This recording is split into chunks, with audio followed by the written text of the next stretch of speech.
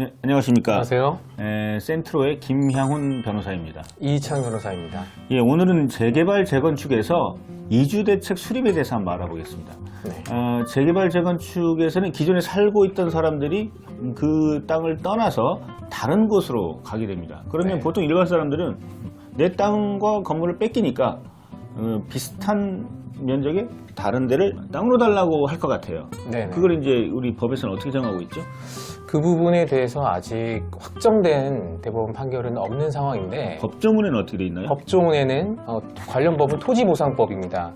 사업 시행자는 이주 대책을 수립 실시하거나 이주 정착금을 지급하여야 한다. 그러니까 라고 이주 나와 대책을 있죠. 수립 실시하거나 이주 정착금을 지급하는 거면 이주 대책이란 게 땅을 주는 겁니까? 그렇게 보시면 그렇게 좋을 봐야 것 돼요. 같습니다. 좀 애매하게 돼 있지만 이주 대책이라는 게 뭐 임시 수용소를 설치하고 그런 다음에 땅을 줘서 여기서 사세요라고 해야 되는데 요즘 그 실상은 어떻죠? 그냥 돈으로 주잖아요. 거의 모든 조합이 다 이주 정착금을 지급한다고 보시면 되겠습니다. 이주 정착금을 정액을 주고 네. 그리고 이사비를 좀 주고 네. 그리고 기존의 땅에 대한 보상금을 주고 또 가서 새로이 가서 사는데 드는 비용이 한 1,200만 원 정도 네, 최고 한 주죠. 1,200원. 예, 그렇습니다. 그 정도 돈으로 이제 땜질을 한단 말입니다. 네. 그런데 돈을 주지 말고 땅으로 달라라는 주장을 할 것 같아요. 일반적으로. 네네. 그런데 토지보상법에서는 이주대책을 수립 실시하거나 이주 정착금을 지급해야 된다. 5월로 선택적으로 해놨기 때문에 네. 그럼 이주대책을 수립하지 않아도 되는 것인지요? 네, 참고로 법제처 또한 그 선택적 사항이다. 이 둘은 어느 것이 하나 더 우위에 있는 것이 아니고 같은 취지의 내용들이다라고 하면서 유권 해석을 한 바도 있습니다. 법제처에서요? 예, 그렇습니다. 제가 보기에는 이 토지보상법은 재개발 재건축하고 좀 달라요. 토지보상법은 농촌 지역에 농가 있고 축사 있고 공장이 있고 그런 상태에서 거기를 밀어내고 신도시를 건설하거나 하기 때문에 네. 그 주변에 또 다른 농촌 지역으로 이사를 가서 살 수가 있단 말이죠. 근데 서울, 뭐 수원 이런 대도시에서는 여기를 떠나서 다른 데 땅을 준다? 땅이 없거든요. 네, 실제로 줄 땅이 없어요, 인근에. 네, 이제 조합에서도 시로부터 회신을 받기도 하거든요. 사실 좀 회신을 좀 받아야 될 부분들이 많고. 그러니까 예를 네네. 들어서 의정부 무슨 네. 관흥동에서 재개발이 일어나서 네. 그 옆으로 갈 땅이 있는지를 의정부 시청이 물어봐야 되겠네요. 그렇죠. 물어보는데 사실 거의 없거든요. 거의 없습니다. 거의 없어요. 예. 없으니까 아예 안 물어보고 네. 이주대책은 아예 수립하지 아니하고 그냥 돈으로 네. 주는데 소송이 들어왔었죠. 네네. 왜 이주대책을 수립하지 않고 막바로 돈으로 하느냐. 네. 이게 이제 잘못된 것이라는 소송이 들어왔습니다. 1심 판결이 어떻게 됐습니까? 1심 판결에서는 이제 토지보상법과 시행령 그리고 시행 규칙을 원용을 하면서 이주대책 대상자인 그 사람들이 10호 이상일 때 조합의 이주대책을 수립 실시해달라고 요구한다면 원칙적으로는 조합에서는 이 부분을 수립 실시해야 한다. 하지만 부득이한 사유가 있다고 한다면 이 경우는 이주 정착금을 지급하면 그만이다 라고 해석이 되는 규정들이 있었거든요.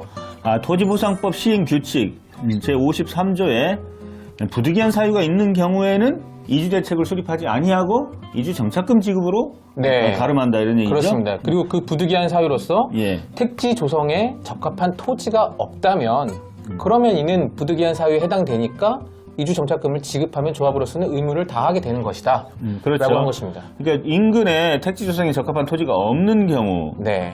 그리고 이주대책 수립의 실시로 인하여 당의 공익사업의 시행이 사실상 곤란하게 되는 경우 네. 이런 경우에는 이주대책 수립하지 말고 정착금으로 하라라고 돼 있고 정착금이 얼마죠? 정착금은 지금 최소 600만 원에서 네. 최대는 한 1,200만 원 정도로 법에서 규정하고 있습니다. 이게 시행규칙이 이제 그때 바뀌긴 하는데 요 네. 시행규칙 보면 최저 600에서 최고 1,200만 원이고 주거용 건축물에 대한 평가액의 30%를 줍니다. 그 30%가 600보다 적으면 600, 1,200보다 넘으면 1,200까지 딱 네, 잘라서 그렇습니다. 얼마 안 되죠. 네. 이건 아마 새로이 정착하는데 여러 가지 이것저것 해야 되니까 네. 드는 비용이라고 보는데, 그러니까 기존의 땅값은 쳐주고 이사하는 용달차 값도 한 50에서 100만 원 정도 주고 네. 또 새로이 정착해서 살기 위한 돈을 한 1,200 정도 준다. 네네. 이걸 다 챙겨가셔야 됩니다. 네. 그래서 오늘 저희가 유튜브를 찍는 목적은 이주 대책을 수립해달라고 해봐야 1심에서 저희가 조합을 대리해서 이 조합이 승소를 했기 때문에 사실상 이건 어렵지 않느냐.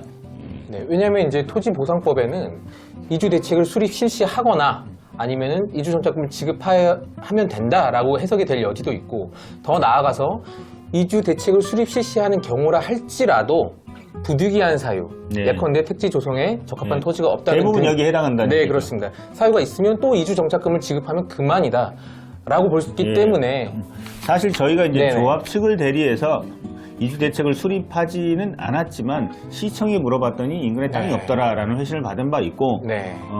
그래서 금전을 지급했기 때문에 승소를 조합이 승소했고 2심에서도 승소를 했습니다. 지금 대법원에 네. 가 있는데 아마 거의 조합이 승소하지 않을까라고 저희는 생각이 됩니다. 네.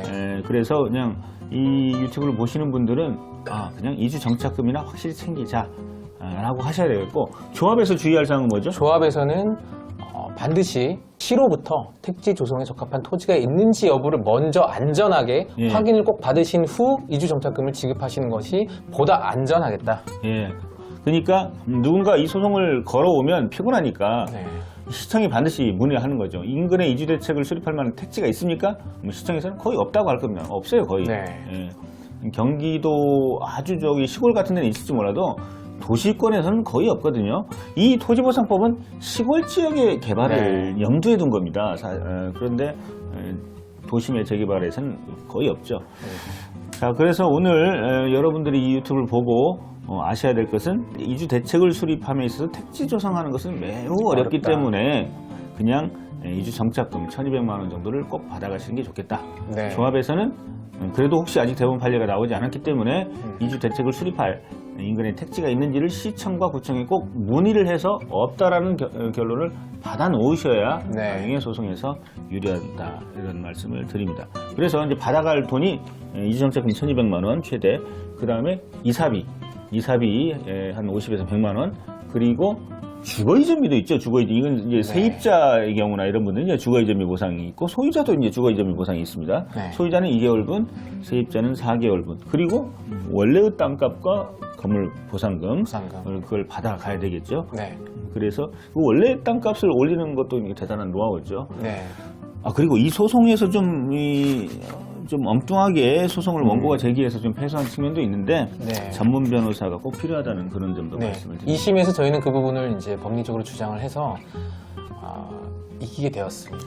네. 예, 그러면 오늘은 이주 대책에 대해서 알아봤습니다. 이주 정착금을 꼭 챙겨가시기 바랍니다. 네, 감사합니다. 감사합니다.